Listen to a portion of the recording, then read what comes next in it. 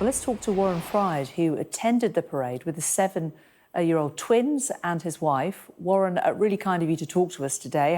How are you feeling? It was very challenging to sleep last night. We had a big lightning storm as well. So every time I heard a lightning strike, it sounded like a gunshot. So psychologically, it's very challenging, but we're very lucky. We weren't hurt. We only heard the shots and we saw everybody run away. So when did you first realise that something was wrong? Uh, as soon as the crowd started to scatter, it was a bunch of families just sitting, watching everyone go by, a nice little family parade. And then all of a sudden, people started to move in a very unique direction.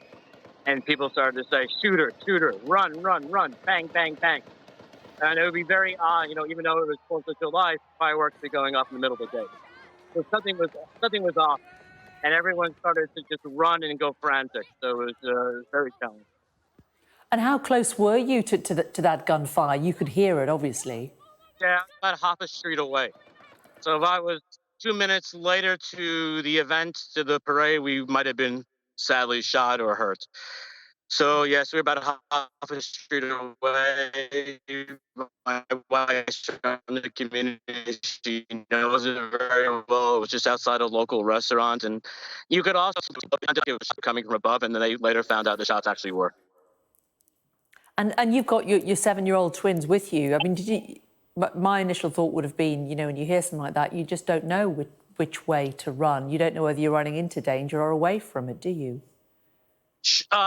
We saw and heard all the sounds coming above us and ahead of us, so we figured it was best idea to run away and to get those who can protect us to get into the situation, meaning the police and different police who were taking care of the situation. We saw people hiding behind bins. We saw blood on the street. It was a very scary situation, but we thought that it was best to run away and let the first responders come in. Mm. And when did you feel safe? Where did you go to? I went to my mother-in-law's house, who was about 5 minutes away, and we stayed there for about 4 or 5 hours because he was still on the loose. Nobody knew where he was. He was just described as an 18 to 20-year-old white male, which could be a lot of people in the community. So we were scared, and once we knew that he was caught, then we went home. And then late last night, my son woke up with a horrific nightmare, saying, someone's killing me, someone's trying to kill me. And he started shaking. So this nightmare is just starting. Yeah.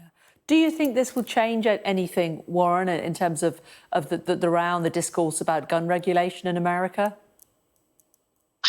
I see it more than just the gun regulation. This person could have had a bomb. This person could have had a gun.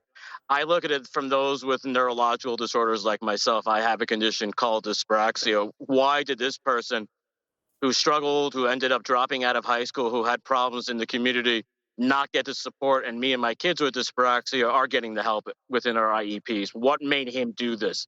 This is what we want to know as a family, is how we can make sure nobody else feels so horrible they have to shoot down on innocent victims.